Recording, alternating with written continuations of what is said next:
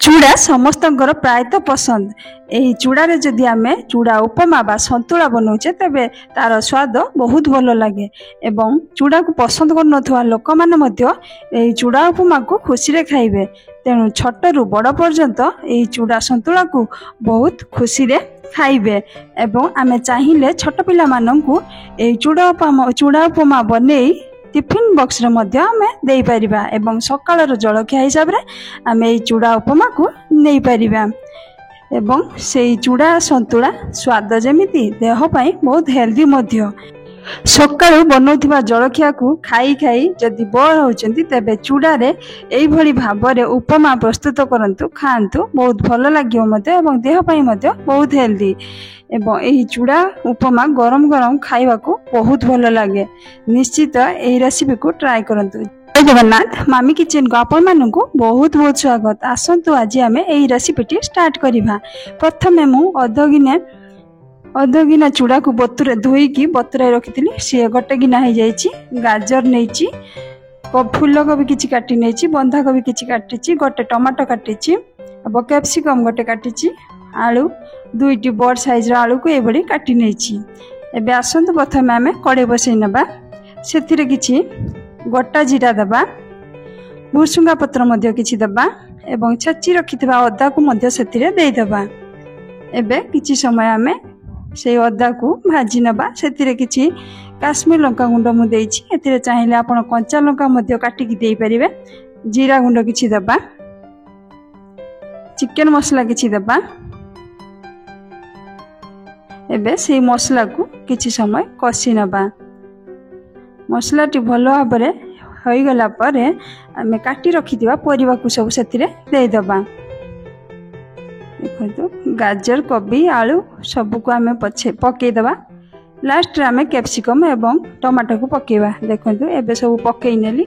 किछि समय परिबा को आमे एपट सपट करि नबा कारण तले गुंड गुड़िक सब पड़ी जीवो। देखो ये भली आमे एपट सपट करनेबा। परिमाण अनुसार लूण देली, हलदी देली। एबे आउ किछि समय आमे एपट सपट करी गळेई नबा। गळेई नै भल भाबरे याको आमे भाजीबा। जदि ठीक भाबरे परिबाटी हे जीवो तेबे तार स्वाद बहुत भल लागियो। एबे देखंतु ए भली भाबरे एपट सपट करि नेली। एबे घडणी देई 5 रु 7 मिनिट छाडी दबा। एबे 5-7 मिनिट हो गला। एबे खली नबा।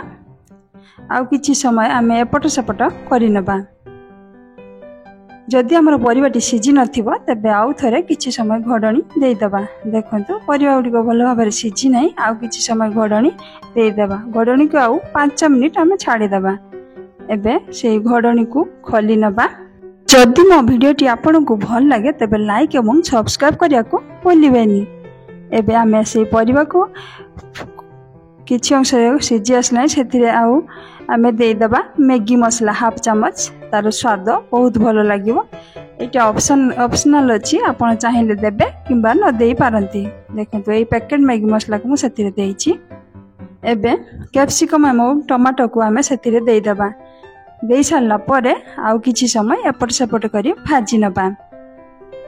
परिबा गुडी को भल रे सिझी जीवो एवं भल रे भाजी हे जीवो तेबे तार स्वाद बहुत भल लागिवो। एबे देखंतु मोर परिबाटी भल भाबरे होई गलानी। एबे सेथिरे धोई रखिथिबा चूड़ा को आमे देई दबा। सेथिरे पकेई सारला परे परिमाण अनुसार आमे लूण देई दबा। परिबारे हमरे लूण पड़िथिला तेणु चूड़ार परिमाण अनुसार लूण पकेइबा। एबे सेथिरे भाजी रखिथिबा किशमिश एवं काजू को आमे सेथिरे देई दबा। देई देई आमे गळी नबा। काजू और किशमिश को जदि आमे भाजी की दउचे तेबे तार स्वाद मध्य बहुत भल आसे। कंचा देले भल लागिवो नाही। तेणु भाजी के आमे से काजू किशमिश को सेथिरे देई दबा एवं आउ किछि समय एपट सपट करि नबा।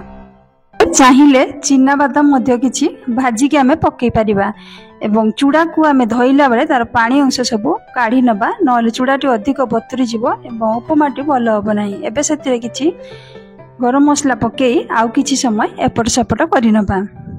चूड़ाटी हमर जुड़जुड़िया बा खिला खिला हबा दरकार। एबे मोर भल भाबे चूड़ा उपमा बनी गला। ଏଇଭଳି ଭାବରେ ଚୂଡ଼ାରେ ଉପମା ବନାନ୍ତୁ ଏବଂ ଜଳଖିଆ ଖାଇ ଖାଇ ବୋର ହେଉଥିବା ଲୋକମାନଙ୍କୁ ବନେଇକି ଦିଅନ୍ତୁ। ନିଶ୍ଚିତ ଭଲ ଲାଗିବ ଏବଂ ଦେହ ପାଇଁ ମଧ୍ୟ ବହୁତ ହେଲ୍ଦି।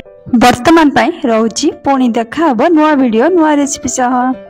ଜୟ ଜଗନ୍ନାଥ।